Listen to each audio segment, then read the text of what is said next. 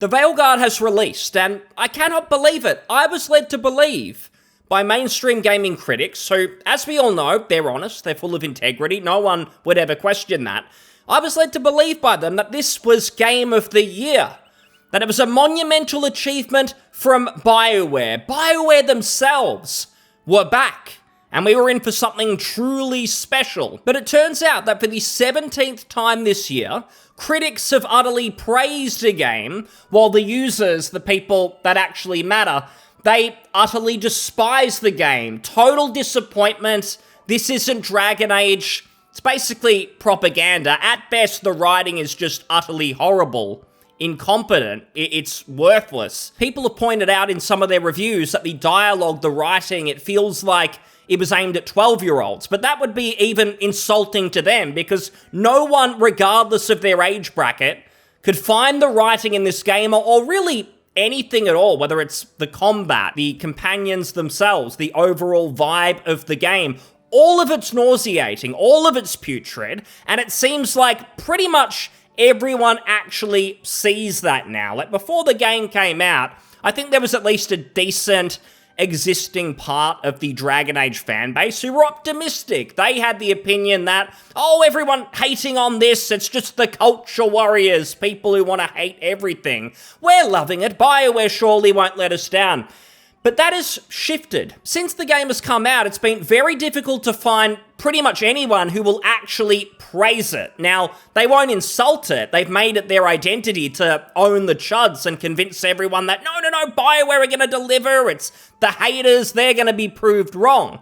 But deep down they know the game sucks. It's not fun. It's not even trying to be Dragon Age. I mean, the objective with the Veilguard, really, given it had the whole development hell, it was a live service, then it's a single-player game, it went back and forth. Basically, the aim of the game was to not be Dragon Age and try to bring in a brand new audience. They basically gave the middle finger to even their devoted fans, the people still deluded into thinking BioWare are actually worth something, can deliver something worth playing. BioWare pretty much went, you're not enough for us, we need to bring in a new audience. The God of War audience and so on, the Fortnite audience, given the art style and the vibe and so on. So BioWare have basically made a game that appeals to no one. It doesn't appeal at all to the older Dragon Age fans, and there's no modern audience interested in this either, and I'm not even just talking about the non-binary stuff. Like, who's going to be interested in this corporate, fake-feeling, mobile phone-esque art style?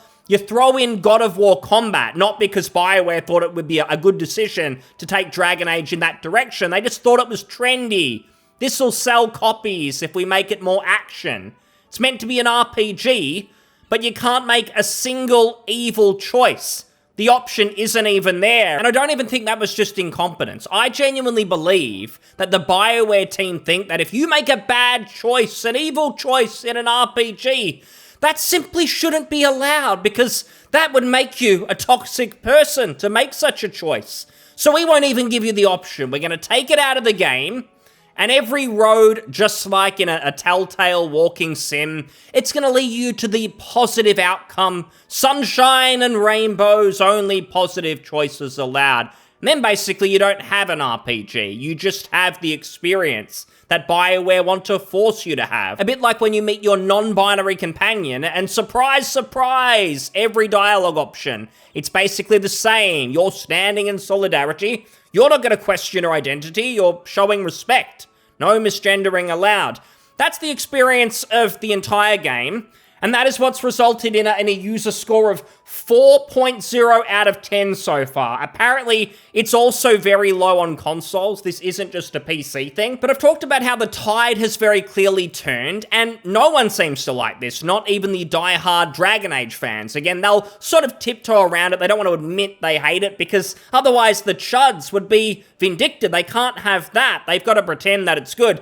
But very few people are actually praising it. And if we look at a few things, firstly, the player numbers. Now, some people have used the Veilguard player numbers to suggest the game's doing extremely well. Some people have used it to say it's doing really badly. So it's kind of divisive. But if we just look at it, when the game came out a couple of days ago now, it hit 70k players. Now, the all-time peak a couple of days later is 85k players. Not really a big difference. It's always been around that 70, 85k number. What that suggests to me is the people who bought this were people who were always going to buy it, regardless of reviews, regardless of really anything, just the IP name alone, Dragon Age. They had to play this, probably for the most part existing fans of the series. And it's a respectable number. It's not a bomb. We're not in Concord territory, but that was never going to happen. But what it does tell me is that word of mouth is not getting more people to buy it. It's not like it came out and everyone's loving it and the Steam reviews are okay. They're like very positive because, again, the people buying it, they're already invested in Dragon Age. They want to love it. But no one new is buying it. It's kind of just stuck. And if you look at all these other games that have been really successful, the Baldur's Gate 3s, Hogwarts Legacy, Elden Ring, those had a very big jump and they continued to do extremely well after release because word of mouth was so positive and so many more people were buying it, they wanted to experience it. That doesn't seem to be happening so far with the Veilguard. Maybe it could change, but again, it's hard to find people who are actually praising it. People are finding excuses to not totally trash it. Oh, it's not as bad as maybe some people are saying. If you play it for 10 hours, it gets better, I swear, just keep playing. That's actually an argument I've seen, which I'll show you, but it's a lot of excuse making for the game, basically. Very little genuine praise. So I don't think any more people sort of on the long term are going to be buying it, playing it. I think it's always going to remain around this number. Maybe for a week or two, it'll be around this 85k mark, and then it's going to drop off. And that suggests to me, if we include console as well as PC, maybe it gets to that sort of 2-3 million copies sold, but that's pretty much it. And I really don't think that those numbers are going to impress EA. I think they're going to be a little bit disappointed. If we look at some of the people trying to defend the game, though, this is where you really see that they've got nothing. They want the game to succeed, they've been desperate for it, but there's nothing to genuinely praise. And Exhibit A, we've got Jason Schreier, master journalist, video game investigator. I think this guy is a fraud. He's a phony. People call him, oh, he's investigating. He's the only real journalist in games. I don't see that. I think he's basically a propagandist. Maybe he's done some good work in the past that I've forgotten about. But it seems like any time he investigates a failed development, like Anthem, he's done this for BioWare before, the fault lies with everyone except the pink-haired, blue-haired pronouns in their bio developers. They're totally innocent. In fact, they're masters of their craft, and they could have delivered the best game ever, but the managers ruined it. The handful of managers ruined it for the thousands of boots-on-the-ground devs who were just there waiting to do fantastic work. Now, I'm not saying that to be a simp for the managers or the company, in this case EA, but it seems to me there is a pattern. You get a company like BioWare that resembles a cult, and they only hire people who fit the culture politically. They're happy to engage in the echo chamber. They're not going to have any of their own real ideas, thoughts. They're just going to conform. They're the only people who get in BioWare, and this isn't just like a DEI thing where it's like a corporate mandate to check boxes. It's actually worse than that, and it's on top of any of that, where everyone at BioWare totally on board with all of the crap that you find in the Veilguard, doing push-ups if you misgender someone. Only people who think that's normal are allowed to work at BioWare. That's how it is these days. And that is why these games fail, because the personnel are stupid, incompetent, and they should be getting out of the industry. We should be pushing them out. But Jason agrees with all of that crap, and that's why his investigations have zero credibility. But he's going off a bit here about the Veilguard. He says, go woke, go top of the charts. It's not go woke, go broke. Look how well the Veilguard's doing. Now again, you might be able to use the player numbers to suggest it's not a total flop. That's fine. If you think hitting like 2-3 million copies sold will save BioWare, power to you. I don't believe that, because Dead Space Remake did reasonably well. It sold around that many copies. And EA announced that they're discontinuing the franchise. So, Dragon Age the Veilguard, much bigger budget. I don't believe that BioWare are totally safe. Maybe they'll be allowed to make Mass Effect and yet again another last chance, but we'll see. Now, the responses to this, Jason, of course, makes it so only people he approves of can reply, so totally not in an echo chamber. And then someone points out that Hades 2, which is basically an indie game, much smaller budget, that has double the player numbers. And then Jason's reply is, oh, so you're saying it should have been as woke as Hades 2? Got it. Jason seems to think that every single argument against the Veilguard is purely about woke elements and there's nothing else to criticize. It's just a bad game. Like, everything about it, no strengths. There's very little to love. It tries to chase trends from 3 or 4 years ago. It fails, like with the combat. Treats you like an idiot, like the puzzles, non-existent. They want to make sure that you can get through them even if you don't have any brain power. I mean, that's the case for most of the developers, so they've projected that onto the audience. And this continues. Someone says, to be fair, just having the name Dragon Age is going to get it pretty far with people who aren't terminally online. But from the controversy I've heard, most of the criticism is less with the pronouns and more with the quality of the writing. And then Jason says, a fair criticism that unfortunately has been poisoned by the anti-woke grifters. Now, what Jason doesn't understand, and he'll never acknowledge it, that's why his investigations are a total sham, is it's not just about there being some woke elements in the game, DEI stuff, whatever you want to call it.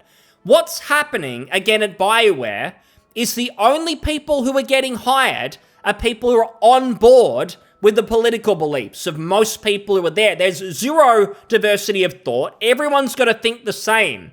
And if people are only getting hired based on their beliefs, not on the merit of their work and what they can actually bring creatively, that's how you end up with this writing, which is totally embarrassing. It's the people. It's the culture of the team, toxic positivity, where you can never question anyone's work. Not even the managers can question their employees' work and try and improve it, because then one of the blue hairs is going to have a tantrum, run to HR, there'll be a full-blown investigation. So basically bad, awful ideas, like the art style, like everything else, they're allowed to fester, and that's how you end up with this. And that's the real investigation like someone like Jason should be doing, is into how the cultures of these studios turn rotten, even with thousands of employees. You'd think EA management would do something, but they don't, because the executives are probably scared as well of being ousted as transphobic or racist for removing all the bad apples on the team. So nothing gets done. That's how you end up with this crap. And Jason will do nothing, because for him, this isn't a problem, it's a feature, it's a good thing. He's always talking about diversity is improving games, it's incredible. No, it isn't. We've seen every failure this year can be traced back, not necessarily just to diverse elements in the game, but the teams behind them, the sorts of people working on them, the cultures of those teams. That's why Concord really failed. Because only a team, total incompetent morons on it, that's the only way you get something like that, where they greenlight those ridiculous character designs. And it's the same with the Veilguard. Again, it's the people. That is the real problem, not the little DEI elements or whatever. They are just a red flag that draws people attention, puts it in the crosshairs. Rightfully so. But that isn't even the worst of it, because down here he goes completely mask off. Someone says there's no way that you genuinely like this turd. And Jason replies, I actually don't like the game very much, but I do like seeing you chuds get dunked on. And that's really the story with the Veilguard. Everyone pretty much agrees it's crap, but no one wants to admit it because, oh no, if we admit that it's bad, then the chuds were right. This really was a bad game. No, we've got to pretend to like it, or at least hide our indifference, hide the fact that it disappointed us. We've got to do all that to own the chuds.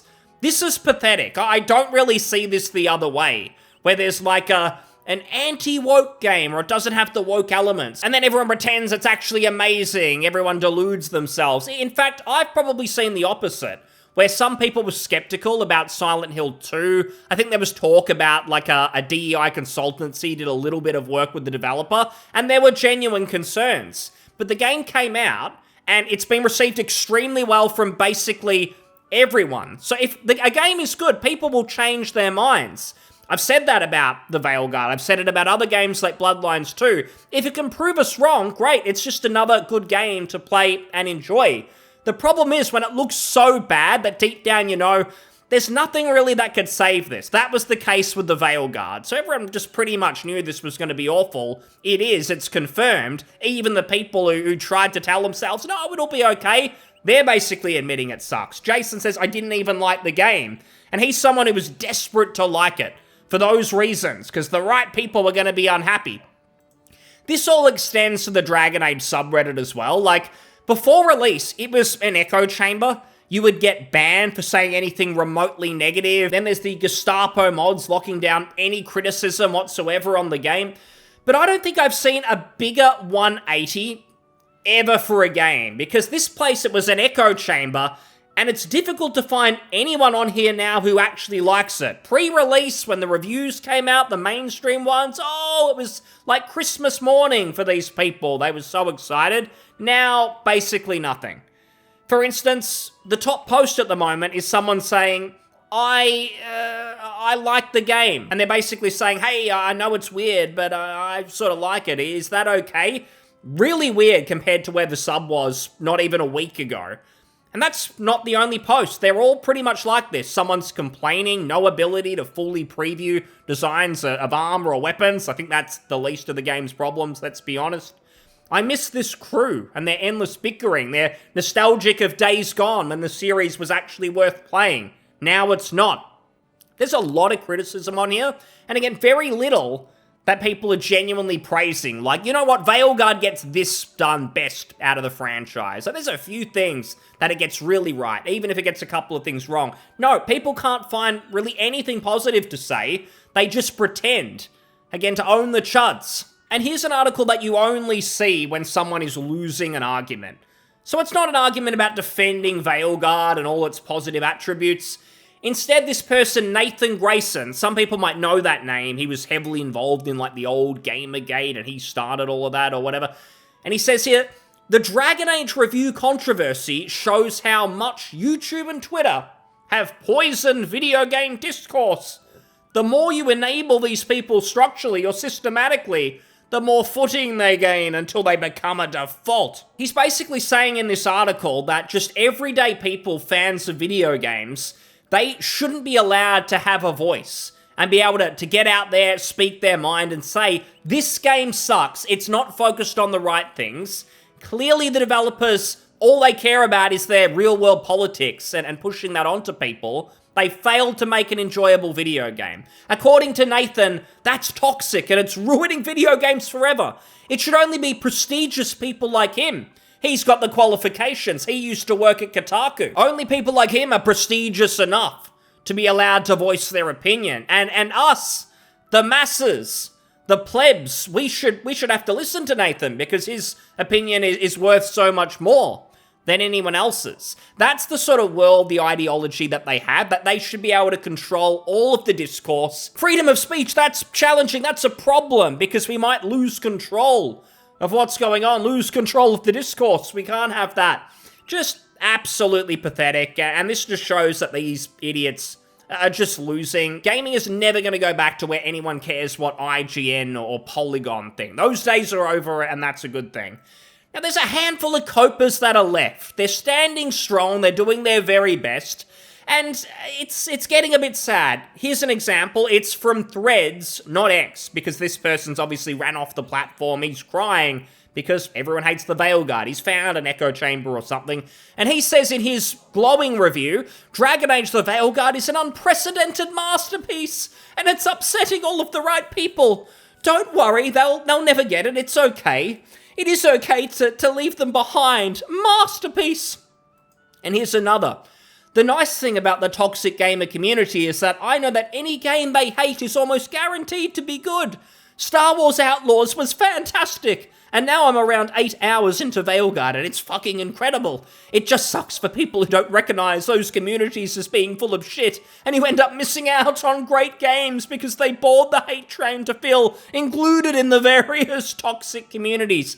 Hey, there's been some good memes for the Veilguard, so I'm not missing out, don't you worry. It's all pretty crazy how much influence a single viral video can have.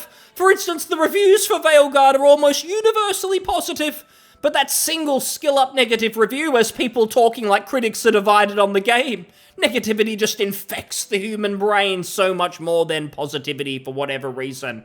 There's actually some logic behind that skill-up review having that level of credibility, where people took it more seriously than anything else. The mainstream reviewers who you're a fan of, because they've lied and shilled so much over the years. I remember when Alien Isolation, which was a good game, it got like a 4.9 out of 10 from fucking IGN. And what did they give the Veilguard? Like a 9 out of 10. They are a joke. And what happens over the years is every single mainstream review added together means about as much, probably not even as much, as someone like a Skill Up's reviews. And I don't agree with that reviewer every single time, but I think he stuck his neck out occasionally with like Final Fantasy 16. Didn't praise it as much as everyone else, and I think he had some good points. But it's not like everyone agreed with his Final Fantasy 16 review. Some people weren't happy. The difference with the Veilguard, everything that he said and some other people have said as well, is basically that this is common sense. This is what we're all thinking. All the concerns you've had about the writing, the character design, the vibe, it's been clear how bad this all was from the very start.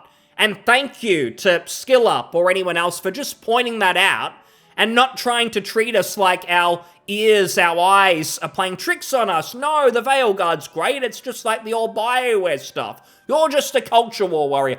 That's what they try and do. They try and twist it and pretend that you're the one out of reality when it's them who've totally lost their minds. And BioWare, they've completely lost it. They've lost any fans that they really had. Basically, the only people they've got left are people coping about the next Mass Effect. And it's like, alright, they may have fucked up every game that they've released in the last 15 years, but just give them a fourth or fifth last chance, just one more time, please.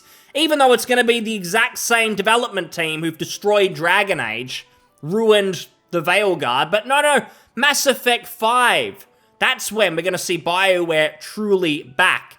Anyone who believes that, I'm sorry, we've just gone through this. I've been giving you warnings about the Veilguard for like the last 6 months, and I can promise you that Mass Effect 5 is going to be exactly the same. This studio, it's rotten. Unless there's a big clean out, there really is no hope. Now, in the meantime, the memes have been funny. There has been some entertainment, so stop saying it's all negative, because there's plenty to be entertained about the Veilguard. I'm having a good time, but we'll leave it there. Thanks for listening. I'll see you on the next one. Cheers. Bye.